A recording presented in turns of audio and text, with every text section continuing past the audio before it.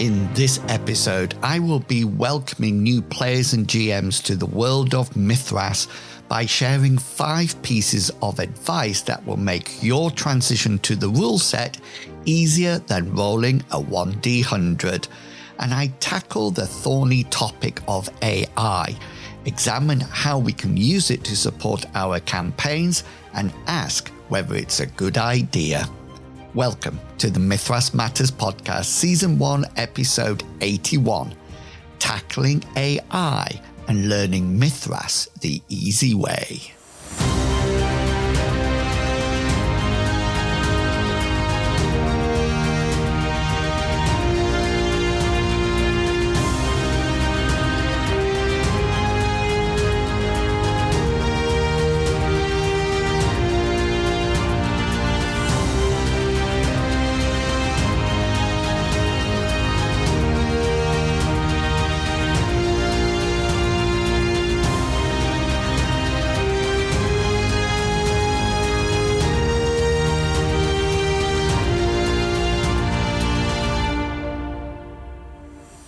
Hello and welcome to Mythras Matters, a podcast dedicated to the Mythras rule set and all its supplements. As always, I am your host, Inwils, and welcome to May. We have returned to Mythras with our actual play group, and I'm really enjoying the rule set again. Although all the rules from the other campaign settings are very similar, there is something quite special about returning to the game that started everything off. When the campaign started, the party spent many adventures in the city of Lindo, sailing across the seas to start a new life.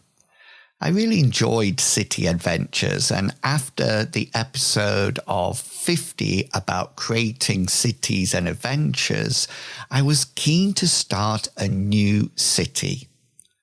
Argent Reach is a city in the middle of an extinct volcano and is right next to a very deep lake.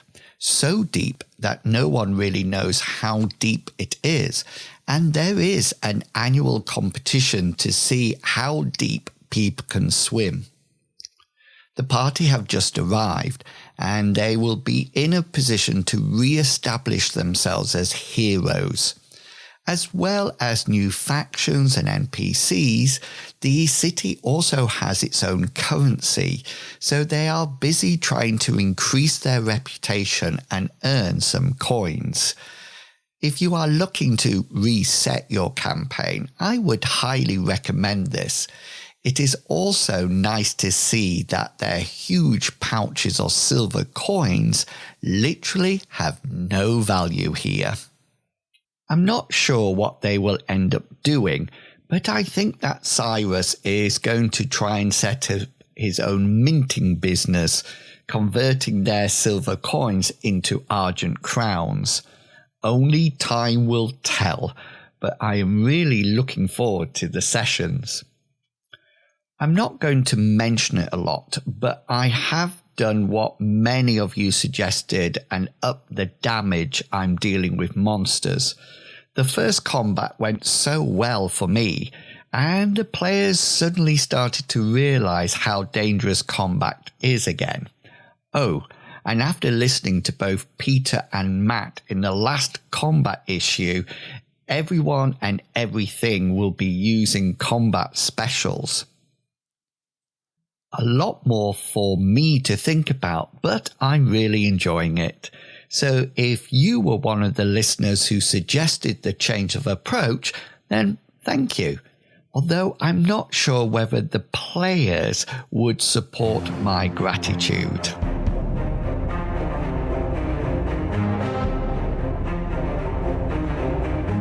Later on, I want to share some advice for GMs who are coming to Mythras for the first time.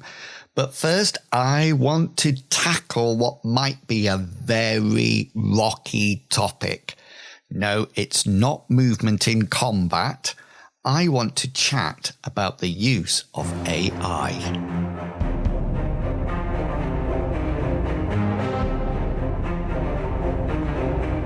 For me, AI is a tool out there to help us.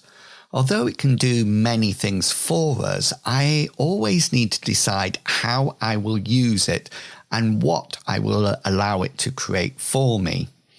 I work from the premise that AI is never 100% accurate. So although I often use it as a critical friend to discuss marketing strategies, etc., I would always seek alternative opinions and thoughts before committing to anything it suggests. But when it comes to creating content for our campaigns, what can it be trusted to give us, and is what it provides of lesser quality than what we can create ourselves if given enough time or energy? There are many different AI bots out there. I use ChatGPT, but find one that you don't mind using. As always, I would be interested to know whether you use AI at all, and if you don't, whether you think the ways I suggest are detrimental to the creative process. Don't worry, I won't take anything personally, and I understand that it is always the user's choice in the end. First, naming items and people. Many times, players suddenly ask me for an NPC's name that I have not even considered that they would interact with. I don't know whether they do this on purpose to try to catch me out, or whether it's because of the detailed, copious notes that they are writing. No matter which one it is, it happens, and it always catches me off guard. As you will know from any of our actual plays, when asked, my mind goes blank, and the only name that comes up into my brain is Bob. Enter AI. With a window open on my screen or on my tablet, I can quickly type a prompt and let AI do the work for me. Give me a name for the female blacksmith that has a forge in Lindo, and up pops probably 10 names that I could use. Interestingly, when I use this prompt, it also provides me hints about the person's character. If you want to remove the element of choice, then just ask it to give you one name, and that is all you will get. Of course, you could do this before the adventure, which I often do, so I have a list of NPC names that I can use at a moment's notice, or when I create the adventure and I'm creating that main NPC, I often ask AI for some examples, and then I pick one that I like or that I can pronounce. Similarly, I ask for names for villages, new orders, great band by the way, relics or ancient legends. In these situations, I consider AI to be my campaign companion. It is always there, ready to serve me with whatever I need. Next up, ideas for adventures. I run several campaigns and also produce several pieces of RPG-related content. Despite this, I am not very creative, and sometimes my brain refuses to come up with anything. As well as my brain often being uncooperative, sometimes I don't have the time to spend in a creative bubble channeling my two creative brain cells to produce something worthwhile and usable. There are also times when I need a starting point or a general kick in the right direction. This is when I turn to AI to get things going. This has met with various degrees of success. Unless you provide the basic atmosphere for your campaign, it tends to provide high fantasy or intensely magical options. I've had a village that disappears at the stroke of midnight so many times. It's well used across the internet and in various novels.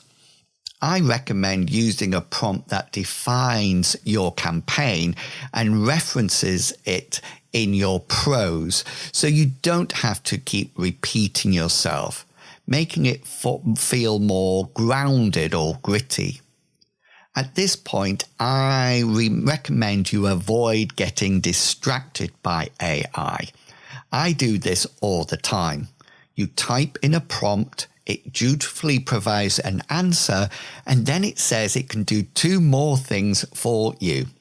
This is when the rabbit warren starts, and before you know it, you forget what you originally asked, and you have been given recipes for possible fantasy bar snacks that you can create in real life. I try and notice that I'm using the word try to ask one thing and then cut and paste into my campaign system. So I switch my thoughts back to my campaign rather than diving down the rabbit hole of prompts. When I have a campaign block, this is a useful way to get out of it. Sometimes I get something that I can work with, other times I get nothing. But the outcome mostly gives me something that I can work with, and then the block is gone and I'm away on my creative process. This next one might be controversial because it involves artwork. I recently stopped producing my fanzine Animate Dead in favour of its new incarnation, Dice and Design. One reason for this was the amount of AI content I was using in Animated Dead, which included artwork. I decided to buy and give credit to artists who consistently create content for the digital world. I know that if AI took over my role as a GM or content creator, I would be out there showing how much better real-life GM or content creator can be.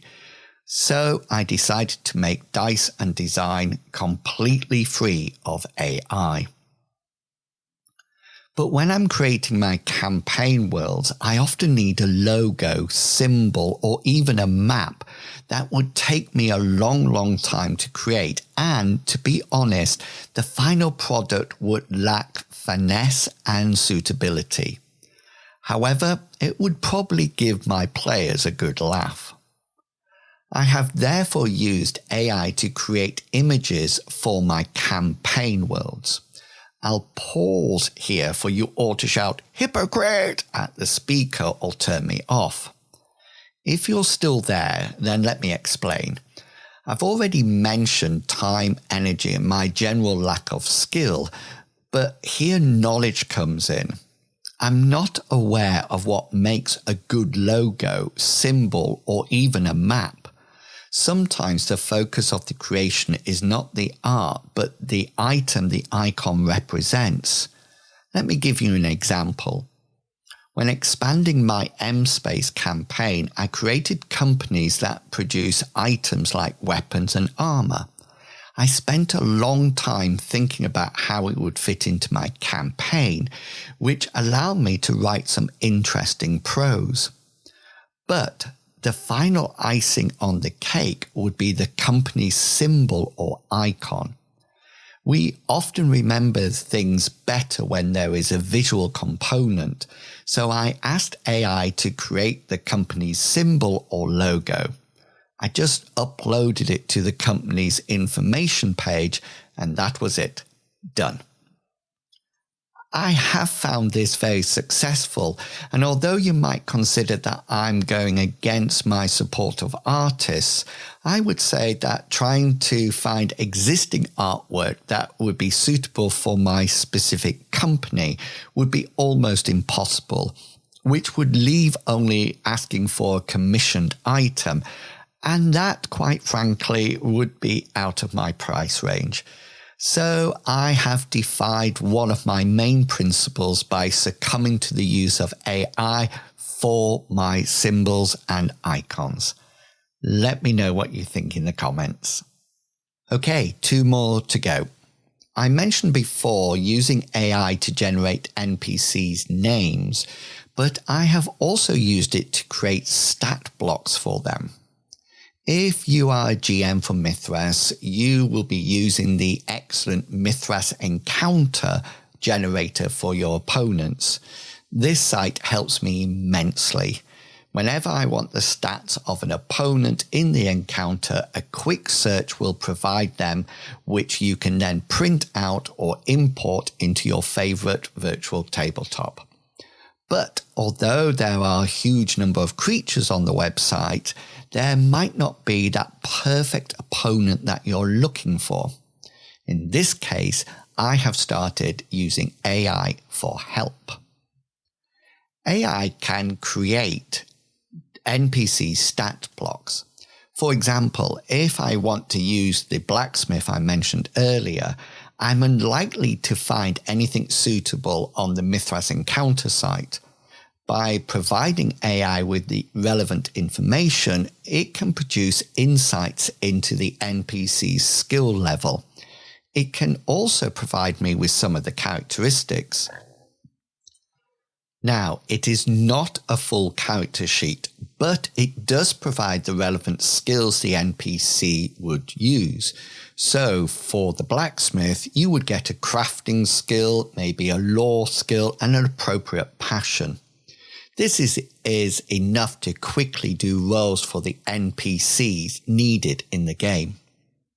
In a similar way, for one-shot adventure, I decided to ask AI for 6 possible pre-generated characters. These were quite accurate, and I managed to transfer the available information to a character sheet ready for the players to use. It didn't fully grasp some of the game's rules and concepts, especially those related to animists and spirits. So you may still have to use some of your own knowledge when it provides the sheets for you. If you are against using AI, there are tables in the rule set that give you a list of skill percentages that you can allocate. So if you wanted a master level character, it might suggest that you have 1 skill at 80%, 2 at 70, 3 at 60, etc. These tables can be very helpful when you need to create a character or NPC on the fly. And finally, using AI to create full adventures. It is the same for every GM out there. Every week we post in the group chat who will be available for the session that week and await responses. As the replies come in, we are always hoping that everyone will be available so we can play, but sometimes the responses are negative. I posted on Threads not too long ago, what do GMs do if they're a player down for their session? Now, it appears that if you're 1 player down, they just keep playing. This, of course, does depend on the number of people in your group. 2 down in a group of 3 would make a very different gaming experience than 2 down in a group of 6. The responses also mentioned that what they would do depended on the amount of notice the people were able to give. We all get ill, and sometimes there is only a moment's notice that people are able to give us that means that they're unavailable for the session, which means the GM has to make the decision that supports everyone. The responses also mentioned alternatives the group uses when there are people down, such as playing one-shots, and this is where my final use of AI comes in. So not so long ago, we found that we would be players down in a group for the group, and I was asked to run a one-off adventure or one-shot. This was a great idea, and it would be great to facilitate this for the group. However, as you might have realized by now, my brain is not very creative, and it becomes extremely stubborn when I need it to come up with an idea for an adventure on the spur of the moment. I therefore turned to AI and asked it to create a complete one-shot adventure for me. It did quite a good job of creating it, Although not as good as my own adventures or the ones that are for sale on my Ko-fi page. It provided a main plot line and then a series of linear encounters that I could implement quite easily. In addition to the initial creation, I was able to go back to it and ask for questions for further clarification, and even ask for more information, including specifics about locations or NPCs.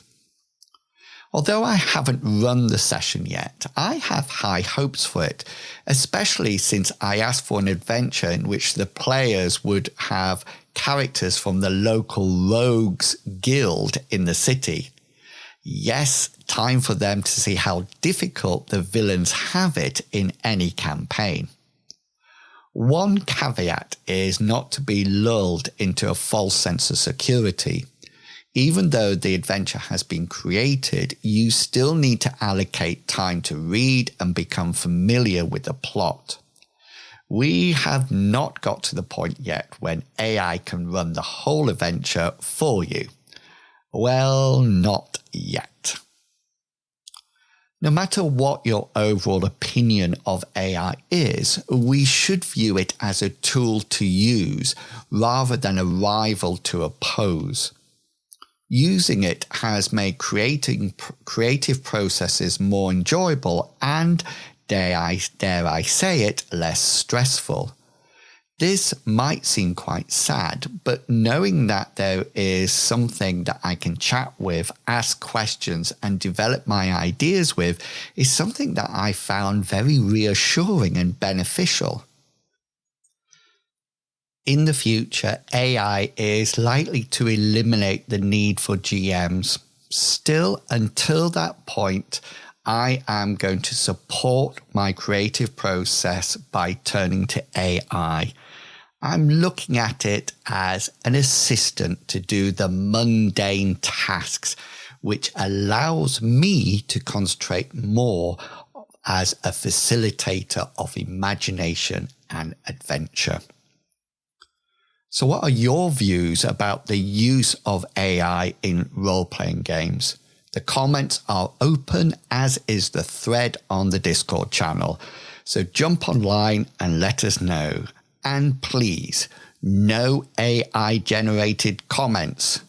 Not that I could recognize them, even if you use them.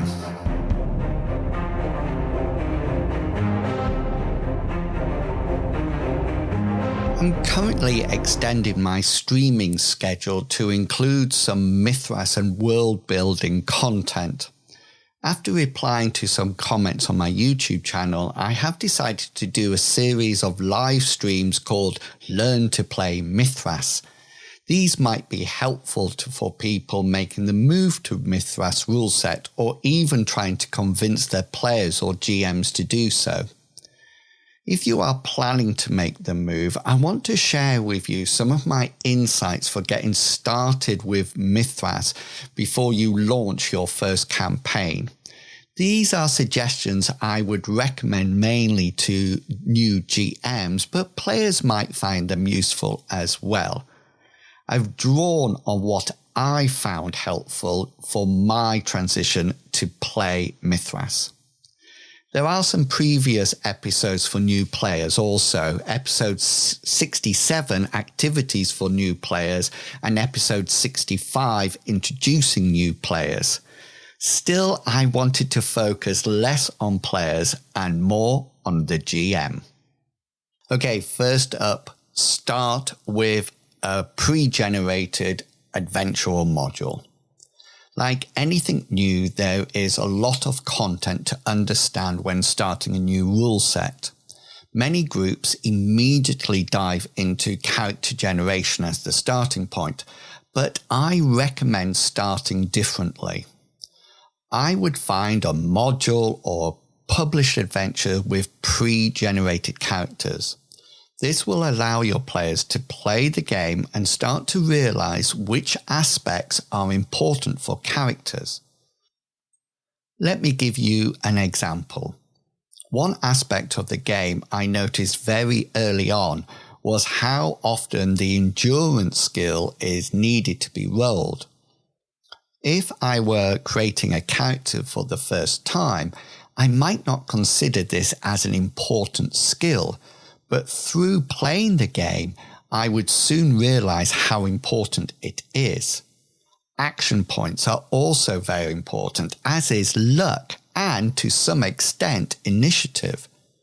We have developed our understanding of what is important by playing the game. Giving the players an understanding of the rules first will definitely affect how they create their characters. I'm not sure everyone will still want to be an archer when they discover the rules for reloading their bow or crossbow. But using a pre-generated module benefits not only the players but you also as the GM. Reading and delivering a pre-made adventure will demonstrate how the skill system works and how the rules manage interactions, both social and combat. It will give you a feel of how combat works and also the overall level of challenge. Without this, you might pitch your first group of characters against a foe that is too powerful, resulting in one or possibly all the party losing their limbs or even their heads, quite literally. If you want a good starting point, then I have a Barroom Brawl available in my digital download shop. It comes with pre-generated characters and even motivations for their actions. Secondly, bin the concept of classes and levels. Once you have a good understanding of the skills the characters might need, banish the concept of classes. Many people start to play Mythras might be coming from a system with classes. Starting in this mindset can actually hinder your approach to character generation and encourage you to create what I would consider as stereotypes. In Mythras, casters can wear armor, warriors can cast spells, wizards can don plate armor, and everyone can use a weapon. Coming to the system without restrictive limitation of classes will allow you to create a character that is unique and unrestricted. Although you can still create your favorite classes in Mythras, the rules allow you more freedom, so embrace it and create that two-handed sword-wielding theist who can call lightning down from the sky. In the same way, try to move your thinking away from levels. Although your character will advance and get better, it will not gain levels. Still, the opportunity to advance your current skills, gain new skills and spells, and even create your characteristics are there. So yes, you can spend time pumping iron during your downtime and increase that strength score, or even your intelligence by spending endless hours in the library. When you get involved in orders and brotherhoods, your character will increase in ranks in these groups. But don't worry about that at the beginning. Just create your character.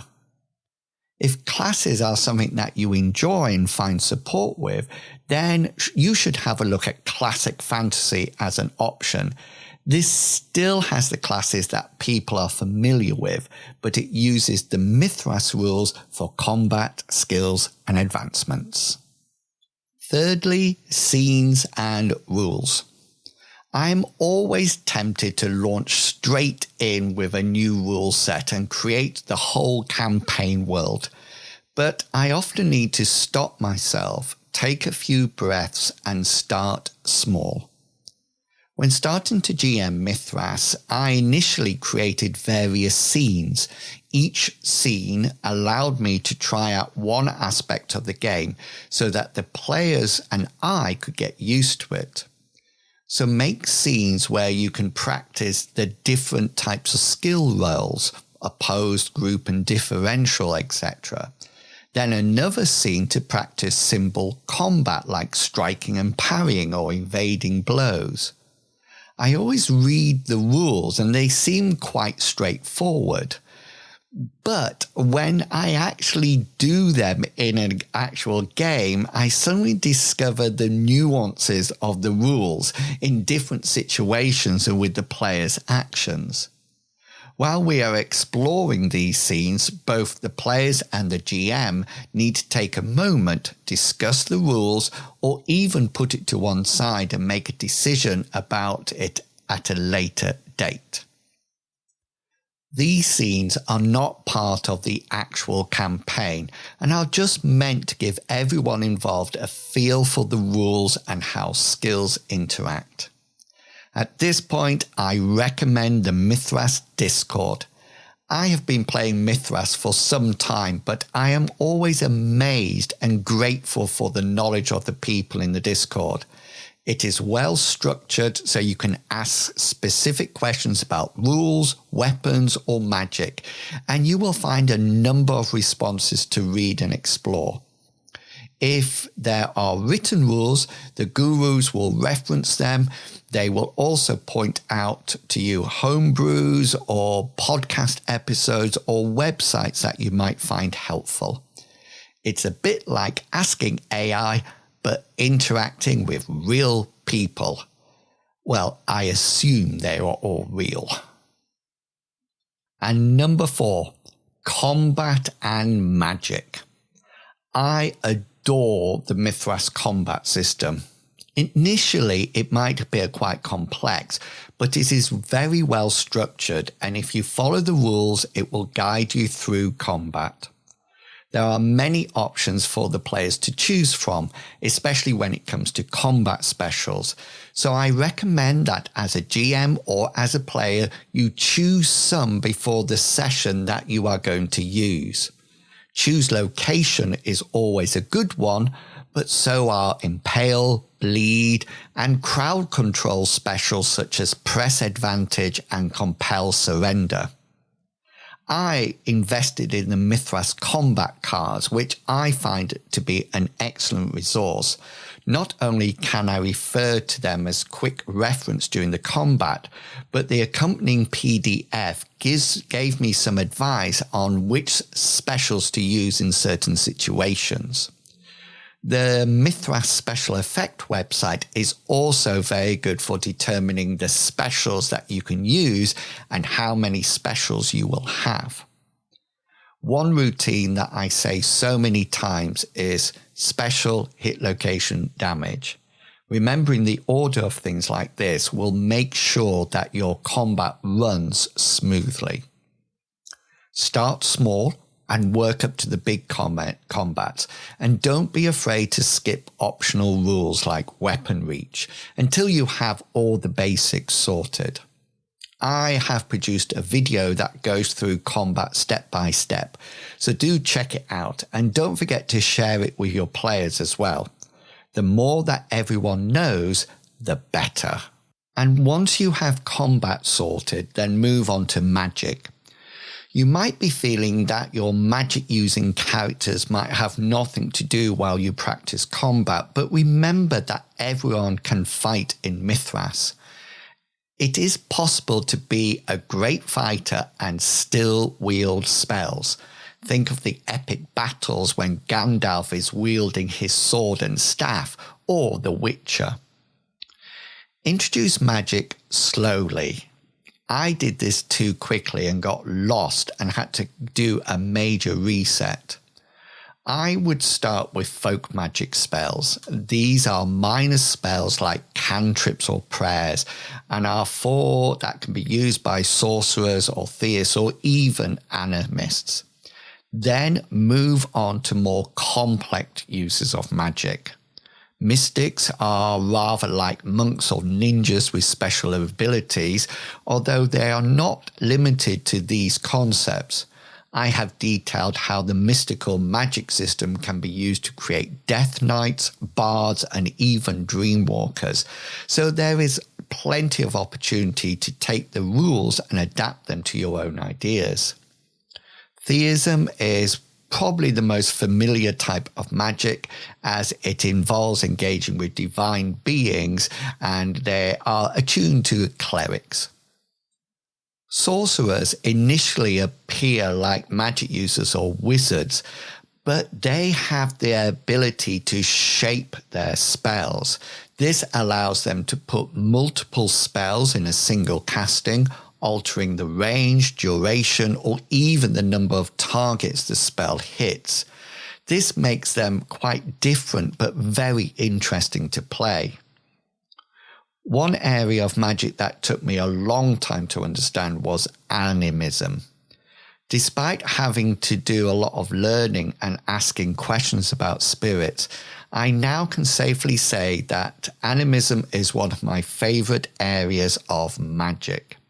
It is unlike any system that I engaged with before, so if you are unfamiliar with it too, then listen to some of the podcast episodes on the subject.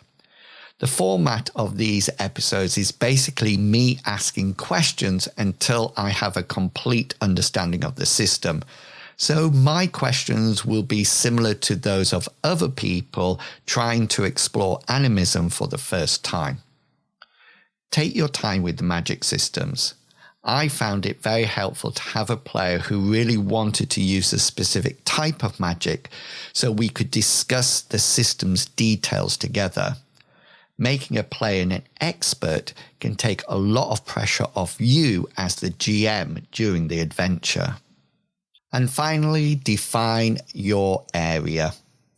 As the GM, we always want to start on our campaign world as soon as possible. My advice is to start with a town, city, or village. My campaign started in the city of Lindo, and the characters stayed in there for multiple adventures. Not only does the town give you the opportunity to develop other aspects of the rules, such as passion and character improvement, but having a base means that the characters are always returning to one place, so you don't need to invest a huge amount of time developing the whole of the continent. As the players get used to the rules, you can start to encourage them to journey away from the town to encounter different environments and opponents. I run a completely human campaign, so the party's first expedition to a local mine or into the sewers allowed us to engage with situational modifiers relating to darkness, or a strenuous climb or long hike can introduce the rules for fatigue and falling damage. This way, you can introduce specific rules for every adventure, as well as practicing the rules you have already included. This will help, though, to reduce the amount of prep you need to do for each session. Before recording this episode, I decided to limit my advice to 5 points. I could go on and list even more, but with these first 5, you should be able to make the change to Mythras quite painlessly. But before I end the segment, I just wanted to give you 2 other quick pieces of advice. First, if you are planning to play on a virtual tabletop, then do check out the Discord channels on Roll20 and Foundry. We use Roll20, and I know there is an excellent character sheet for the platform created and maintained by Digital Pagan. It can really help you when you're first learning to play, and there are always people in the Discord answering the questions. So ask as many as you want. We are here to help. Secondly, several websites will be helpful for both starting and continuing your journey with Mythras. If you are a GM, then the Mythras Encounter Generator is excellent, and you can import from the site directly into Roll20, which saves so much time. I've created a video about this on my channel, so do check it out. I've already mentioned the Mythras Special Effect website, which is excellent, but there is another blog website packed with useful sheets and tables. These range from spreadsheets to help sorcerers with their shaping to situation modifiers in combat. The site is called Notes from Pavis, and its author is an active member of the Discord. Again, if you need any support, they will be able to direct you to a suitable table or spreadsheet on their site. When I started playing Mythras, I was unaware of the support that is available, but there is loads out there, so please reach out if you need anything. Mythras is and continues to be my favourite rule set ever, and the community is so supporting and welcoming, whether or not you're new, a new player, a new GM, or if you've been playing for a long time. So, what are you waiting for? Grab that percentile dice and start your venture into the world of Mythras. Epic ending or what?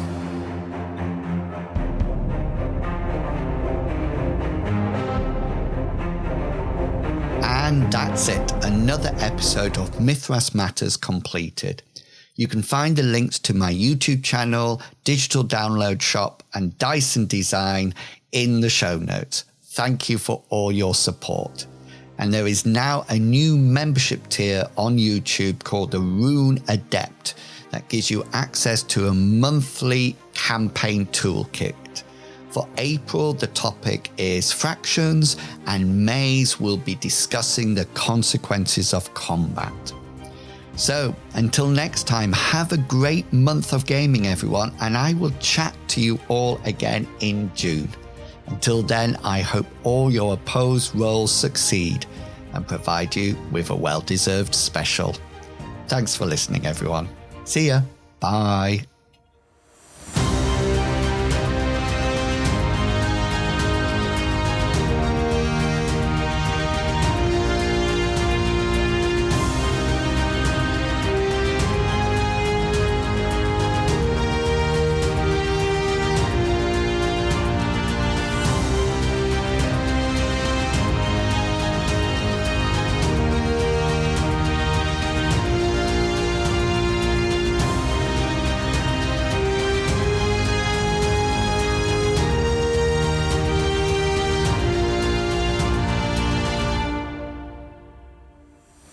The content of this podcast is covered by the Creative Commons Attribution 3.0 license, so please give appropriate credit if you are sharing or copying any part of this podcast.